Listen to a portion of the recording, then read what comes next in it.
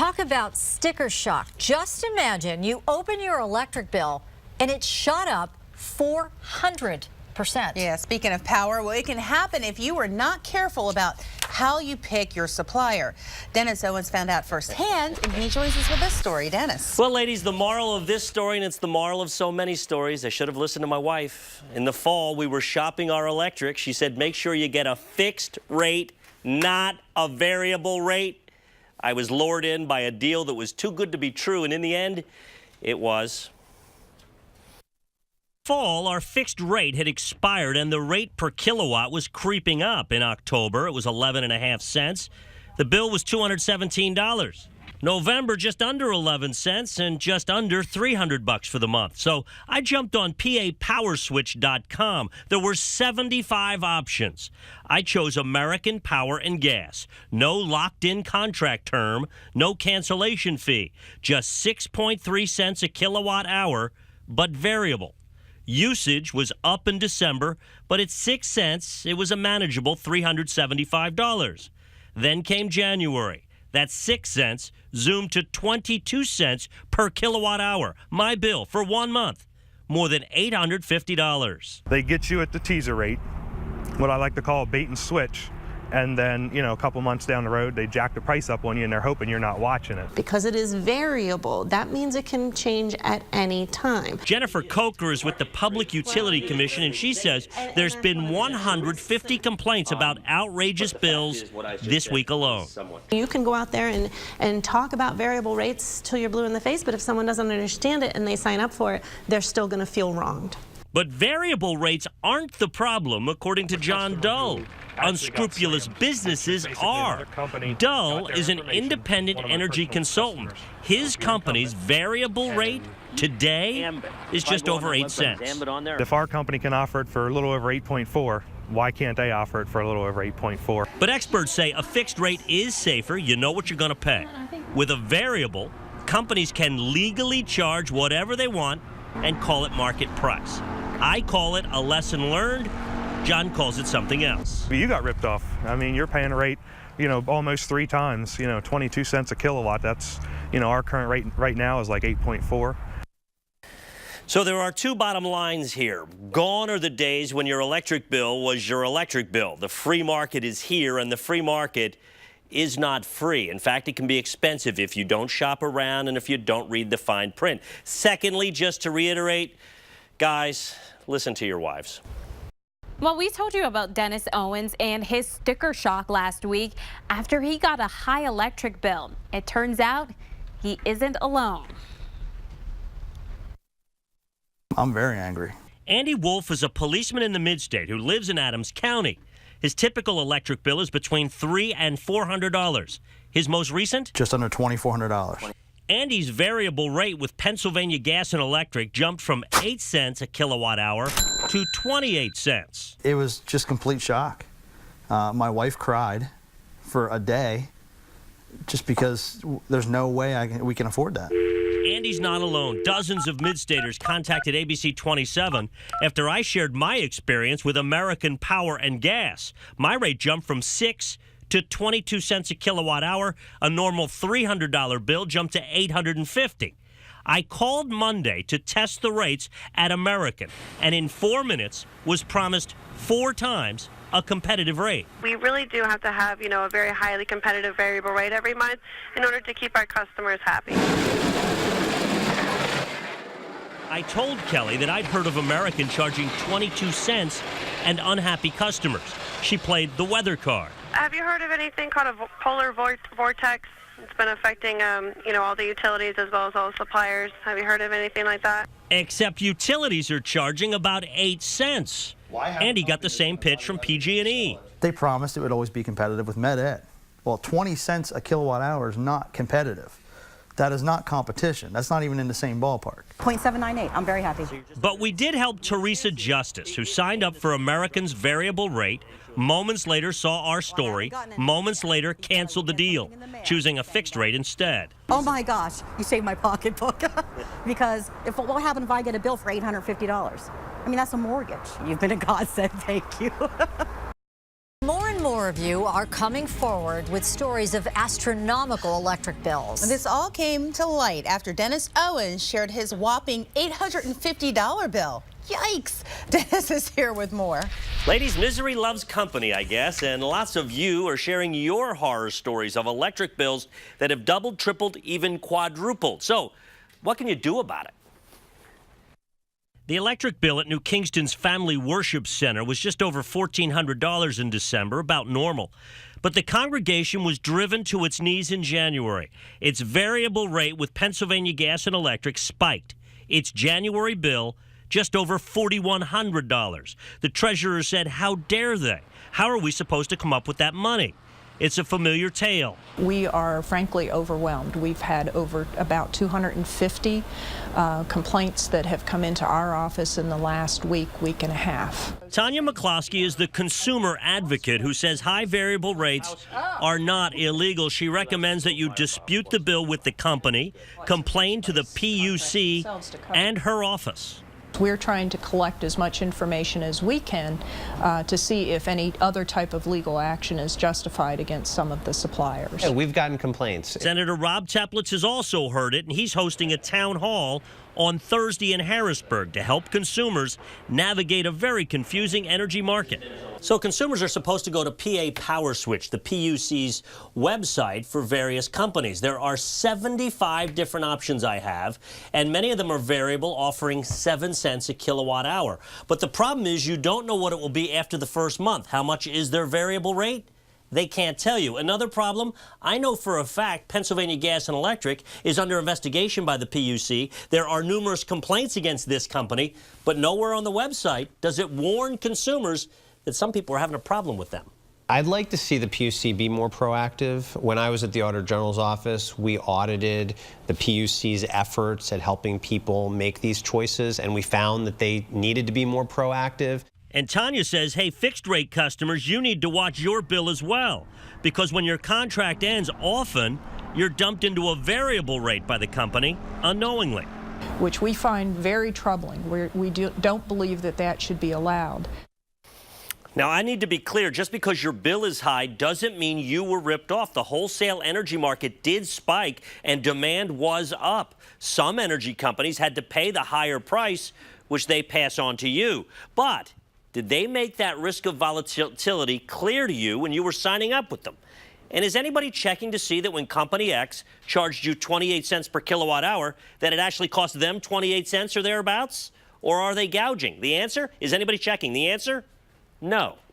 High electric bills. We've been telling you about them for weeks, and today, lawmakers zeroed in on the issue with the head of the Public Utility Commission. Here's a sampling of the exchanges during an Appropriations Committee hearing today. We have over 400 informal complaints that have been filed regarding these variable rate products. Right now on their website, they have 7.4 listed while they're charging 15 cents. I was in the construction business for years. This is bait and switch, classic bait and switch. These people are going bankrupt. These people are nothing but sharks in the state of Pennsylvania. If there was bait and switch, I can assure you that we will make a loud and clear statement. You're not welcome to do business in Pennsylvania. And that's license we will revoke a license. We have to go after these companies somehow to bring them in line because they are literally ripping off the public legally from what they're telling me. We don't regulate the pricing of those supply contracts. We approve those suppliers to do business here, but we don't approve the pricing models. We've got to do something here. It's unacceptable the way it's going. And I know you license these individuals, but I know they could charge pretty well what they want, but something has got to be done. It takes customers 16 to 30 days to make a switch. By the way, in Texas, you can do that in 10 minutes. So that customer that I want to get out, that you want to get out from that bad product, is going to wait 16 to 30 days in Pennsylvania's marketplace. That's unacceptable. So I've never seen anything like this. It's like the Wild Wild West. The five of us are unified in making sure that consumers are protected. Public Utility Commission announced it will officially investigate sky-high electric bills. Were they willing to offer any terms, changes, or negotiate with you? It's gotten hundreds of complaints. We feel their pain. We recognize as an agency we have to do more. We're going to continue to get out there and work with the suppliers that want to work with us. And let me remind those suppliers, here this morning that if those informal complaints go formal, we will not hesitate to revoke your license. But commissioners caution that high prices aren't necessarily criminal. The market did spike in January, and if customers signed up for a variable rate, they took a risk, they got burned. But the PUC can crack down on deceptive advertising and false promises and push to make companies more clear to consumers about the gamble they're taking. And we're doing everything we can.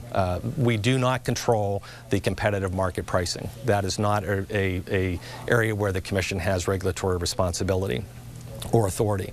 To turn on the light might cost Mary 6 cents a kilowatt hour. It might cost Harry 8 cents a kilowatt hour, and Larry 22 cents a kilowatt hour. Such is life in a deregulated market. It's called the free market, but even the dimmest bulbs know it isn't free. I think that in a world of deregulation, it certainly serves your best interest to roll up your sleeves a little bit. Randy Brown wonders what all the fuss is about. He loves deregulation, shops once a year for electricity, always changes companies, always gets a lower price than the previous deal. Variable, fixed. But he always goes with the lowest fixed rate. No variable for him. I want to buy something that I understand what I'm getting and I know what I'm paying for it. So as far as I'm concerned, a variable rate simply is shopping without knowing the prices. But clearly, many of you feel ripped off. Was it wrongdoing by a company or the wrong choice by customers? The PUC is trying to find out. If there are bad actors, the Commission will respond, and it will be very decisive. And again, the headline this morning, the Public Utility Commission at its morning meeting announces it is looking into these high energy bills. Well, the more we report on high electric rates, the more mid-staters come forward feeling ripped off. And tonight, you can add a successful business owner and former politician to the list. And should you pay that bill while you dispute those charges? You get over 15. If this guy looks familiar, he's a former Cumberland County Commissioner, and Rick Ravino, who owns 2 huge buildings, is telling an all-too-familiar story. We have a lot of different meters, but the single largest bill was $7,000. And it's normally what? It was normally in the range of $1,500. Ravino was burned by a variable rate electric contract from Direct Energy. He says he's not paying because he can't. And if I pay the electrical bill that they're asking, I couldn't pay the mortgage payment, the taxes, the insurance, the maintenance and upkeep on the complexes, etc. So it's simply an issue. Besides being angry about this, there simply isn't enough money. Ravino will file an official complaint with the PUC and withhold payment until it's resolved. Experts say that's what he should do. And also contact the supplier and try to talk them into lowering the bill. It has worked, we're hearing. There are suppliers that are offering refunds and rolling back rates for customers. They're the kind of suppliers we want in this marketplace because they're committed to maintaining good customer relations. But bottom line is buyer beware on variable rates. There's nobody ensuring that when a company charges you big dollars for electricity, that it actually paid big dollars for that electricity. The Commission does not have jurisdiction over that particular piece of the business. So the supplier has the ability to purchase the supply in the competitive marketplace and then pass those costs on to their consumer.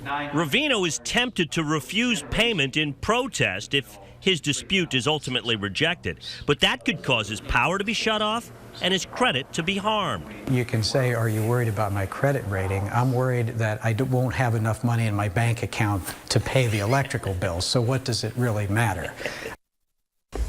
What does it matter, indeed? We are hearing some people are getting some relief by calling the company saying just seems too high. Yeah. Can you roll it back? But if you sign a variable rate deal and it's in the contract, you may ultimately have to pay.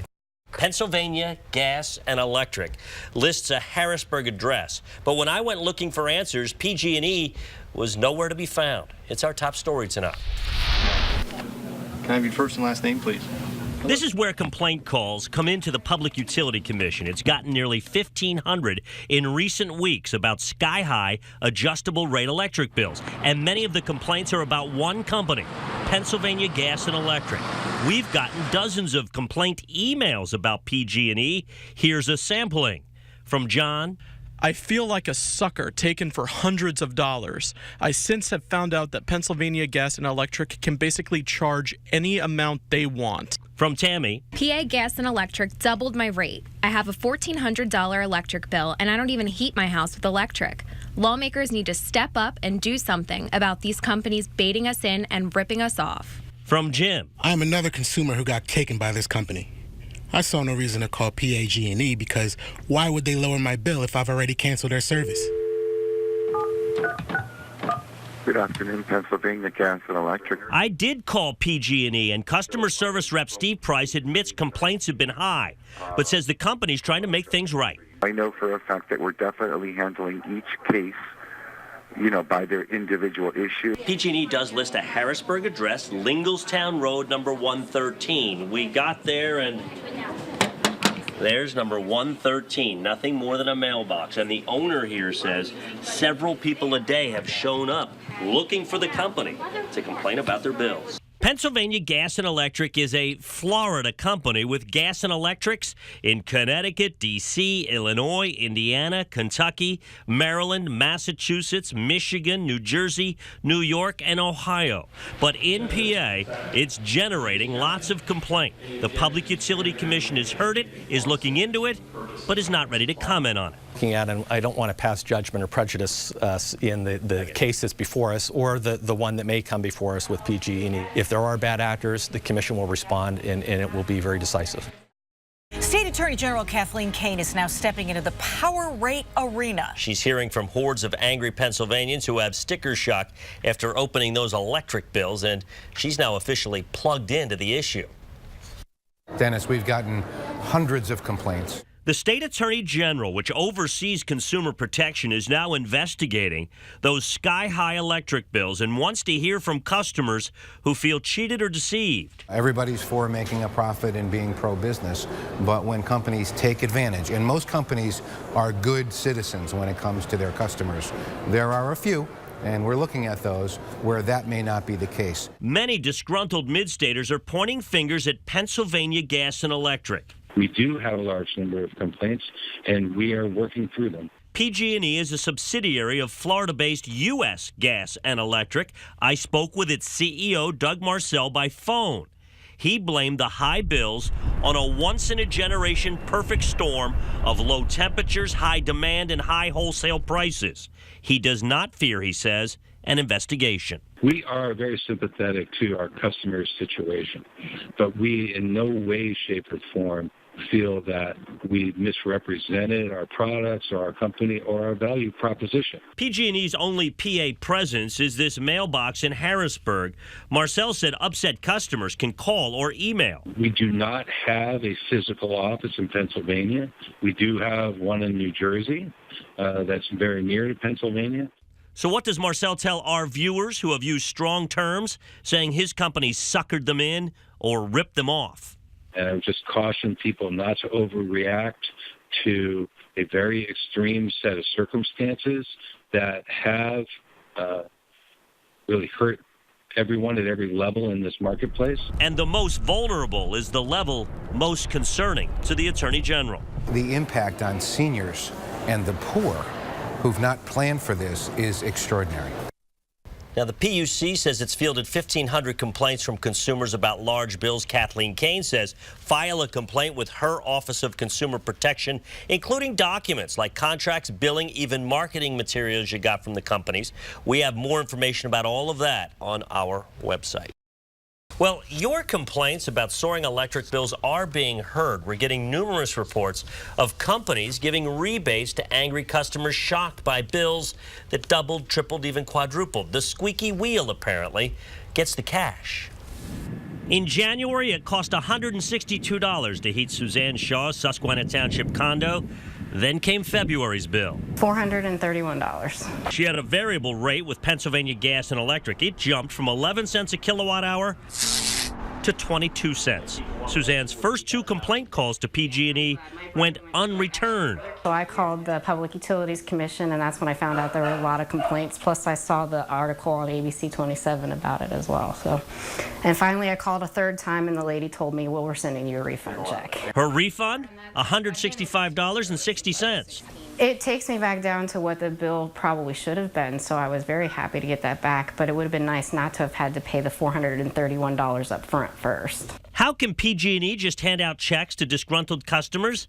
I asked its parent company CEO. There are people that cannot afford the rates that the wholesale market has spiked to, and we are doing our part to help them. We are absorbing part of that price increase ourselves, many times taking a loss. But why, I asked, are a majority of the complaints aimed at one company, Pennsylvania Gas and Electric? Because we are one of the largest marketers in Pennsylvania.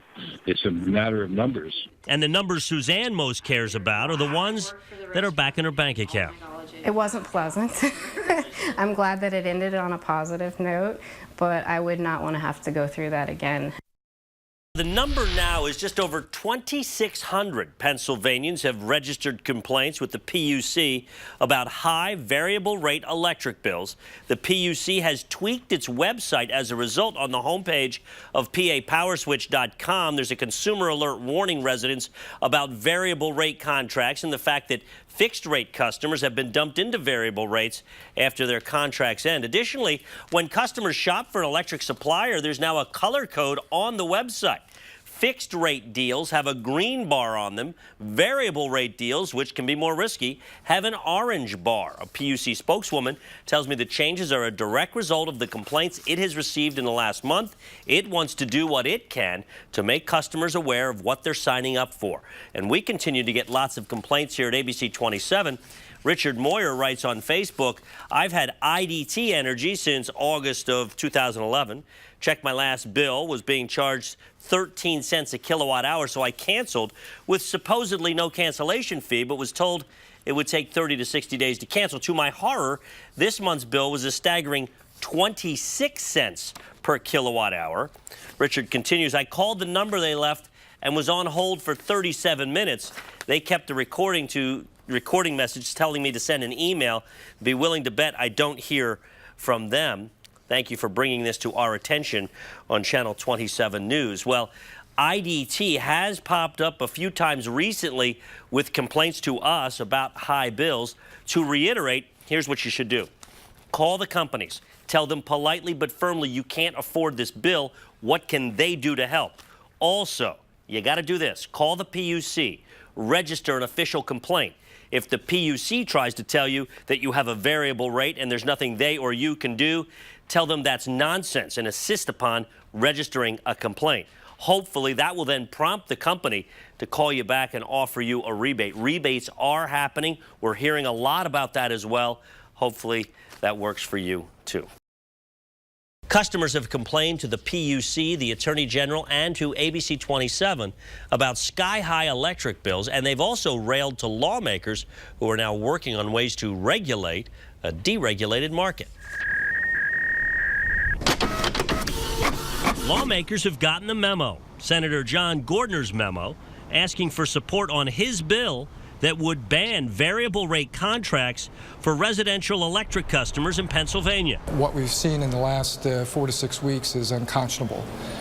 No one who signed up for a variable rate was expecting their rate to quadruple or quintuple. We all know something has to be done. What Senator Bob Mensch is doing is trashing a bill that he'd been pushing that would auction off consumers to electric suppliers.